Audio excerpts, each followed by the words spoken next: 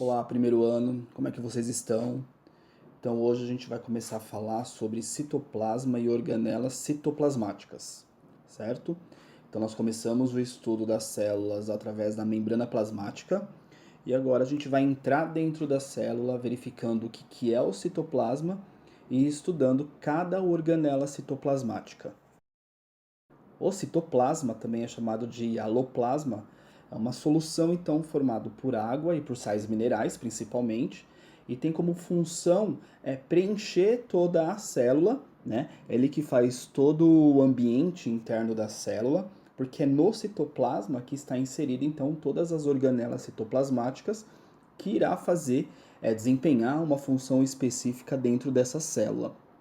O citoplasma ele é formado, além de água e sais minerais, também por proteínas e carboidratos, certo? E as organelas citoplasmáticas, que vai ser explicado a cada aula de forma individual.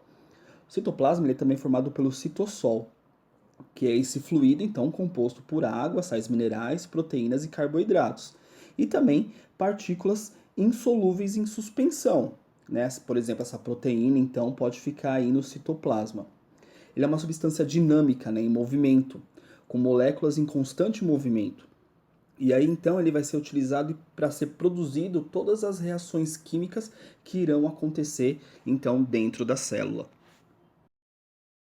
Nesse slide, nessa fotografia, vocês estão verificando então, ó, acompanha junto comigo. Tem o núcleo, depois ali está escrito retículo endoplasmático granuloso, lá em cima, retículo endoplasmático não granuloso.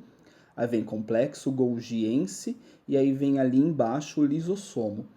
Para vocês terem uma ideia, dentro da célula, né, dentro do citoplasma, as organelas citoplasmáticas elas precisam estar numa posição estratégica. Por quê? Porque as reações químicas que vão ocorrer dentro dessas organelas, uma vai depender da outra. Então, coisas que irão acontecer no núcleo, por exemplo, né, a dinâmica metabólica que ocorre dentro do núcleo, vai mandar essa informação para o retículo endoplasmático, que lá vai ocorrer alguma metabolização, que vai mandar para o complexo golgiense, que começa então o processo, o início do desenvolvimento de uma vesícula digestiva, que irá formar o lisossomo. Esse lisossomo ele é responsável então pela digestão, que elimina as substâncias. Nesse exemplo que eu dei para vocês, é só para vocês verificarem que dentro da célula essas organelas vão desempenhar funções metabólicas específicas, uma dependendo da outra. Mas não se preocupem que a partir de agora eu vou começar a explicar para vocês organela por organela. No slide anterior eu estava explicando para vocês uma célula eucariótica. Lembra como comecei a falando sobre o núcleo?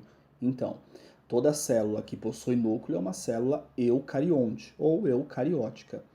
Nesse slide vocês estão vendo uma célula bacteriana, que é uma célula procarionte ou procariótica, que são aquelas células então que não possuem núcleo, certo? Nesse caso vocês podem verificar que a concentração do material genético está inserido numa região chamada nucleóide. Então não confundam o nucleóide como núcleo. Em uma célula procariótica, somente a concentração desse material genético ele é chamado de nucleóide. Podem verificar então que ela possui citoplasma, possui membrana plasmática, o material genético então concentrado no centro dessa célula e diferente de uma célula animal, que é no nosso caso então, uma célula bacteriana tem parede celular. Por que eu enfatizei isso? Porque a primeira organela que a gente vai estudar agora desempenha uma função semelhante a essa parede celular, já que a nossa célula não possui parede celular. E a única organela citoplasmática que uma bactéria tem são os ribossomos, que são encontrados, então, espalhados, né, dispersos no citoplasma procariótico. E aí a função desses ribossomos estará mais para frente. Vamos começar a falar então agora sobre organelas celulares. Na citologia, né, no estudo agora que a gente vai ter no segundo bimestre, as organelas citoplasmáticas elas são divididas em organelas celulares membranosas e organelas celulares não membranosas. Então a gente vai começar estudando hoje as não membranosas, certo? E aí, então, qual que é a diferença, então, desses dois tipos de organelas? Como o próprio nome já está falando, as organelas celulares membranosas, elas são delimitadas por uma membrana. E isso é importante porque ela isola a reação química e proporciona para a célula um maior dinamismo, certo? Então, por exemplo, uma reação química que ocorre no retículo endoplasmático, por exemplo, que é uma organela membranosa, ela pode reter, então, a sua função ali dentro da célula, porque nem sempre a célula vai utilizar aquilo que está sendo produzido naquele exato momento. Então, isso é importante da membrana. No caso das organelas celulares não membranosas, que é o que a gente vai começar a estudar hoje, ela vai desempenhar principalmente uma função de sustentação e síntese de moléculas, formação de moléculas. Então, como o próprio nome já está falando, ela é uma ela é uma organela que não possui membrana. Então ela vai ajudar mais na sustentação da célula e na formação de outras moléculas. A gente vai começar a falar então do citoesqueleto, certo? O citoesqueleto então, ele se encontra nas células eucarióticas, então todas aquelas células que têm núcleo, e é formado por numerosos filamentos proteicos. Vários tipos de proteínas, então, vai então ajudar na formação desse citoesqueleto. E como o próprio nome já está falando, né, um esqueleto, ele ajuda na sustentação, ele forma uma rede de sustentação para a célula. Já que a gente vai ver, por exemplo, que são células que não têm parede celular, como a célula vegetal ou a célula procariótica da bactéria. E aí ajuda numa armação celular. Então, o citoesqueleto ajuda na armação.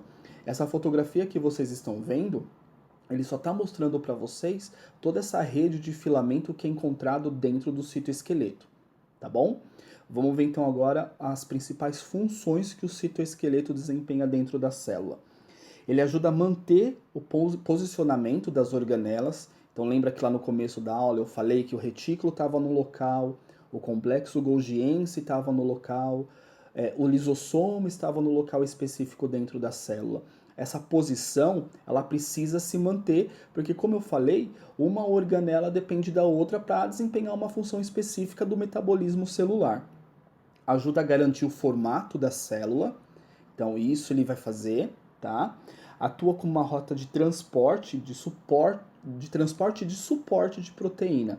Então ele vai quando o retículo vai produzir alguma coisa, por exemplo, o retículo endoplasmático granuloso, ele forma proteína, essa proteína não pode ficar em qualquer lugar dentro da célula. Então ele vai ajudar essa rota dentro da célula para essa proteína ser utilizada dentro da célula, tá? Integra as estruturas celulares. Então, toda essa comunicação de organelas que ocorre dentro da célula vai ser mantida pelo citoesqueleto, tá? E como eu já falei para vocês, essas duas últimas funções, né, a sustentação e a manutenção, como células eucarióticas, no caso animal, a nossa, não tem parede celular, o citoesqueleto ele vai desempenhar uma função importante, que é de sustentar e de fazer a manutenção da forma celular. Nesse slide, então, vocês estão vendo do que é formado o citoesqueleto, qual é a composição, então, química que o citoesqueleto desempenha. Então, ele é formado por microtúbulos, filamentos intermediários e microfilamentos. Então, a partir de agora, eu vou explicar para vocês cada tipo, então. No caso dos microtúbulos, ele é formado por uma molécula de proteína. Essa proteína ela é chamada de tubulina e parece um monte de cilindro oco. Quais são as funções que ela desempenha, então? Ela vai ajudar na manutenção do formato celular, então ela mantém o formato celular, ela dá mobilidade para a célula, formando principalmente estruturas de locomoção, cílios, flagelos, tá bom? Deslocamento dos cromossomos, né, no momento da divisão celular, porque quando a célula vai se dividir, o cromossomo precisa ser replicado. E aí, então, esse deslocamento se dá por esses microtúbulos. Também ela desempenha a movimentação das vesículas derivadas das organelas membranosas. Então, todo o processo da movimentação, né, de todas as funções desempenhadas pelas organelas que são membranosas, aquelas que têm membrana, é realizado através do microtúbulo. Os filamentos intermediários, eles são constituídos por um tipo de proteína fibrosa, fibras, que é o principal tipo é a queratina, que é semelhante a um monte de corda. Qual que é a função que ele desempenha? Ele estabiliza, ele mantém o formato da célula, ele mantém a ancoragem do núcleo lá no centro da célula e de algumas organelas, como eu já expliquei para vocês lá no começo, o retículo próximo ao núcleo, o complexo golgiense próximo ao retículo. Então essa posição é dada por esses filamentos intermediários. Ajuda principalmente na mitose, que é a divisão celular, tá? E alguns filamentos eles se unem com células que estão próximos a ele e formam alguns tipos de tecidos. No caso dos microfilamentos, eles são formados por filamentos de actina, que vão se juntar com outro tipo de proteína chamada miosina. Quais são as funções então? Mais uma vez, manutenção do formato celular. Ele muda também o formato celular se precisa haver a divisão celular ou movimentação celular. Interação, quando ocorre a interação de actina e miosina, vai ocorrer movimentação muscular. Então ocorre a contração muscular. E também ajuda no processo de divisão celular no momento da mitose. E para finalizar o citoesqueleto, a gente tem também uma das funções que é auxiliar no movimento celular. Então nós temos o movimento de ciclose e movimentos ameboides. No caso da ciclose, vai tratar dos movimentos que dão dinamismo para a célula, principalmente alterando a posição das organelas e a distribuição do citoplasma, do citossol, das moléculas que vão formar esse citossol. Essa movimentação ela é resultado da interação entre os microfilamentos de actina e miosina. Lembra que eu expliquei no último slide, então, que actina e miosina ajudam na movimentação celular? E isso ocorre principalmente porque há geração de molécula de energia, o ATP, adenosina trifosfato. Forma, então, moléculas de ATP para que haja esse dinamismo, essa movimentação celular. Vai ocorrer principalmente em células vegetais, tá? Ocasionando o movimento de cloroplastos, principalmente por causa da interação da luz do sol, para que ocorra então a fotossíntese. Nos movimentos ameboides vai ocorrer o que nós chamamos de pseudópodes. Verifica ali na fotografia, na letra A. Tá vendo que parece que é uma ameba aquela fotografia? Tá vendo que tem um movimento citoplasmático nessa fotografia? Aquilo é como se fossem falsos pés. Por isso que são chamados, no caso dos movimentos ameboides, de pseudópodes. Vai ocorrer principalmente em protozoários unicelulares, como a ameba que eu expliquei para vocês, mas nas células eucarióticas animais, por exemplo, em algumas células denominadas linfócitos, vai ocorrer então esse movimento ameboide para que haja então a movimentação.